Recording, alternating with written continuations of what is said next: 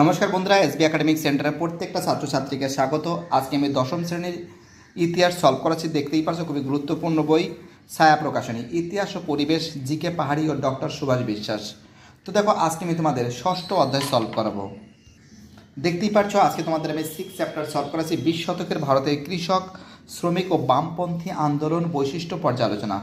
তো দেখো, এই অধ্যায় থেকে যে সমস্ত এমসিকিউগুলো আছে সেই এমসিকিউগুলো কিন্তু টু দ্য পয়েন্ট আজকে আমি তোমাদের সলভ করে দেবো। ঠিক আছে, দেখো প্রথম প্রশ্ন দেখে নাও তোমরা, এক সেকেন্ড। প্রথম প্রশ্ন বলেছি, একা আন্দোলনের নেতা ছিলেন, তোমরা জানো মাদারি পাশি।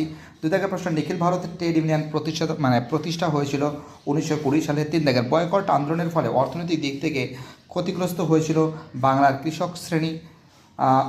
তারপরে দেখো, এই যে প্রশ্নগুলো এবার আমি তোমাদের এই প্রশ্নগুলো সলভ করবো। প্রথম প্রশ্ন 1 দাগের, ওয়ার্কস অ্যান্ড প্রেজেন্ট পার্টির বাংলার শাখার সম্পাদক কারা ছিলেন? তো দেখো, বাংলার শাখার সম্পাদক কারা ছিলেন, অর্থাৎ 2-3 জন লোকের নাম লিখতে হবে। দেখো এখানে লেখা আছে, এর অ্যান্সার হবে মুজাফফর আহমেদ, নজরুল ইসলাম, হেমন্ত কুমার সরকার। ঠিক আছে, মুজাফফর আহমেদ, নজরুল ইসলাম, হেমন্ত কুমার সরকার। ঠিক আছে, এদের নাম লিখতে হবে। বইতে আছে তো আমি এখানে লিখে রেখেছি। 2 জায়গায় প্রশ্ন, সারা ভারত কিষাণ সভার সভাপতি কে ছিলেন? তোমরা জানো এনজি রঙ্গ ছিলেন, এনজি রঙ্গ। এবার ঠিক না বলে এগুলো সলভ করেছে। প্রথম প্রশ্ন, 1917 খ্রিস্টাব্দে মহাত্মা গান্ধী আহমেদাবাদ বস্ত্র কারখানা শ্রমিকদের নিয়ে সত্যাগ্রহ আন্দোলন করেন। ঠিক আছে। 2 জায়গায়, কংগ্রেসের অভ্যন্তরে ভারতের কমিউনিস্ট পার্টি গড়ে ওঠে। এটাও ঠিক আছে। এবার আমি কয়স্তম্ভের সঙ্গে ক্ষয়স্তম্ভ মিলাবো। কিষাণ সভা হবে, গৌরীশঙ্কর মিশ্র হবে, একা আন্দোলন হবে, বাবা গরিবদাস হবে, বারদলি সত্যাগ্রহ হবে, কল্যাণজি মেহতা হবে, কেরালার কংগ্রেস নেতা হবে, অ্যান্সার হবে কেলাপ্পান হবে। এবার দেখো, এই যে ম্যাপ পয়েন্টিং তো তোমাদের এর আগেও দেখিয়েছি আমি। ঠিক আছে, এবার দেখো শূন্যস্থানগুলো সলভ করাচ্ছি। কংগ্রেস 1930 খ্রিস্টাব্দে 26শে জানুয়ারি, এখানে অ্যান্সার লিখবে স্বাধীনতা। ঠিক আছে, স্বাধীনতা দিবস পালন করে। 2 জায়গায় প্রশ্ন, লাঙল পত্রিকার সম্পাদক ছিলেন নজরুল ইসলাম। ঠিক আছে, কাজী নজরুল ইসলাম। কী লিখবে? কাজী নজরুল ইসলাম।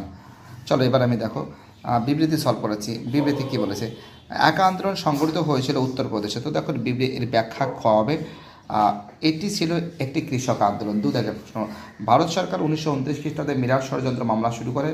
অ্যান্সার হবে গয়রাসার। এর উদ্দেশ্য ছিল দেশব্যাপী সাম্যবাদী কার্যকলাপ দমন করা। এবার দেখো সংক্ষিপ্ত প্রশ্নাবলী গ। ঠিক আছে, বিভাগ গ, প্রশ্নমান 2। 1 দাগের প্রশ্ন, বারদলি সত্যাগ্রহ আন্দোলন শুরু হয়, কেন শুরু হয়? পেজ নম্বর 86 আছে। তো দেখতেই পাচ্ছ পেজ নম্বর 86, বারদলি সত্যাগ্রহ আন্দোলন কেন শুরু হয়েছিল। সব থেকে মেইন ব্যাপারটা কী বলো তো?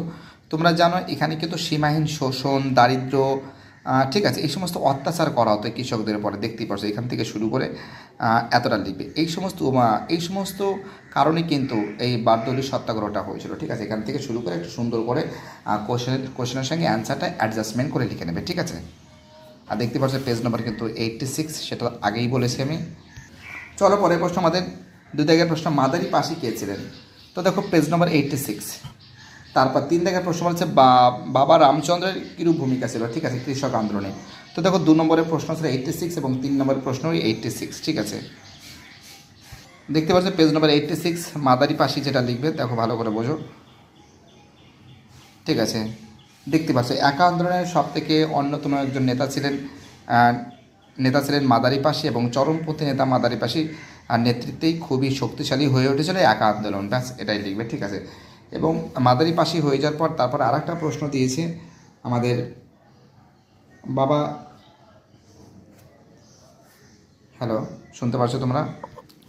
তো দেখো পেজ নম্বর কিন্তু 85-এ অ্যান্সার আছে, কিন্তু এটা 86 নয়। ঠিক আছে, এটা হবে 85। কোনো কারণে হয়তো ভুল লেখা হয়ে গেছে। তোমরা যেটা লিখবে, এই সভার অনেক সদস্যই কংগ্রেসের অধিবেশন উপস্থিত থাকতেন। এই সভা, তো এখানে কি লিখবে? কিষাণ সভা। কিষাণ সভার অনেক সদস্যই কংগ্রেসের অধিবেশন উপস্থিত থাকতেন। এই সভা কৃষকদের নিয়ে শক্তিশালী আন্দোলন গড়ে তোলে।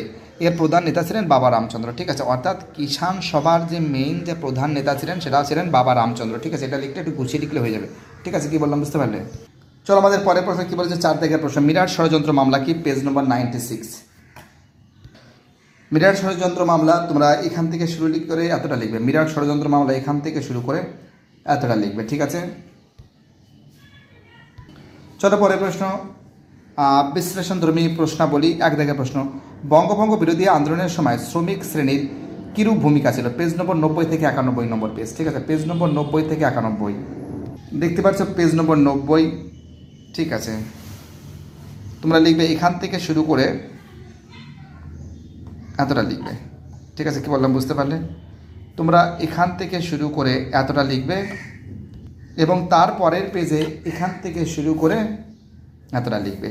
ঠিক আছে, চলো পরের প্রশ্ন, 2 দাগের প্রশ্ন। অসহযোগ আন্দোলনের সময় উত্তরপ্রদেশে কৃষক আন্দোলনের বিবরণ দাও। পেজ নম্বর 85। দেখতে পাচ্ছ পেজ নম্বর 85। তোমরা লিখবে এখান থেকে শুরু করে এতটা লিখবে, এখান থেকে শুরু করে এতটা লিখবে। ঠিক আছে, চলো পরের প্রশ্ন, 3 দাগের প্রশ্ন।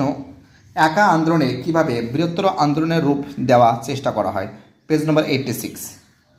দেখতে পাচ্ছ পেজ নম্বর 86। ঠিক আছে, এর অ্যান্সারটা হবে একা আন্দোলন। ঠিক আছে, এখান থেকে শুরু করে, ভালো করে বোঝো আমি কী বলছি, তোমরা এখান থেকে শুরু করে ঠিক এতটা লিখবে। ঠিক আছে, ভালো করে বোঝো আমি কী বলছি, তোমরা এখান থেকে শুরু করে ঠিক এতটা লিখবে। ওকে, এবার দেখো বিভাগ উম সলভ করা আছে ব্যাখ্যামূলক প্রশ্নাবলী। 15 থেকে 16টি বাক্যে উত্তর দাও।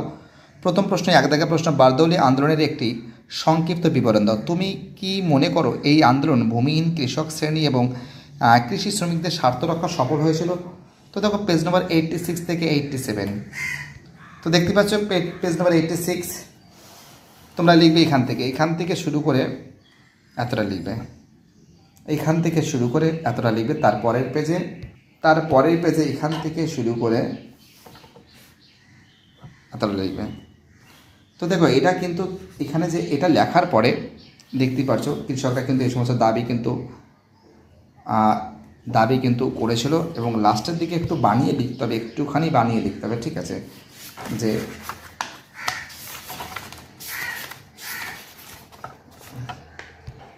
তারপরে এখানে যেটা বলেছে, তুমি কি মনে করো এই আন্দোলনে ভূমিহীন কৃষক শ্রেণী এবং কৃষি শ্রমিকদের স্বার্থ রক্ষা সফল হয়েছে? তুমি হ্যাঁ লিখবে, হ্যাঁ বারদৌলি সত্যাগ্রহ ভূমিহীন কৃষক শ্রেণীর কিন্তু যে স্বার্থ রক্ষা সফল হয়েছিল, তাদের দাবি দেওয়া কিন্তু অবশেষে মেনে নেওয়া হয়েছিল। একটু গুছিয়ে 2 লাইন লিখবে। ঠিক আছে, হয়ে যাবে। পরের প্রশ্ন, 2 দাগের প্রশ্ন। বিংশ শতকের ভারতের উপনিবেশ বিরোধী আন্দোলনে বামপন্থীদের ভূমিকা লেখো। পেজ নম্বর 94। দেখতে পাচ্ছ পেজ নম্বর 94। ঠিক আছে, তোমরা যেটা লিখবে এখান থেকে শুরু করবে আর পুরোটা লিখবে। দেখো কাটছাট করবে, কোনো সমস্যা নেই, একটু কাটছাট তো করতেই হবে, অনেকটা বড় হয়ে যাচ্ছে না, একটু কাটছাট এতটা লিখবে এবং তারপরের পেজে তোমরা দেখো 8 নম্বরের প্রশ্ন। ঠিক আছে, এখান থেকে শুরু করে এতটা লিখবে। ঠিক আছে, এবং বৈশিষ্ট্যটা একটু হালকা লিখবে, বৈশিষ্ট্যটা একটু লিখবে। ঠিক আছে,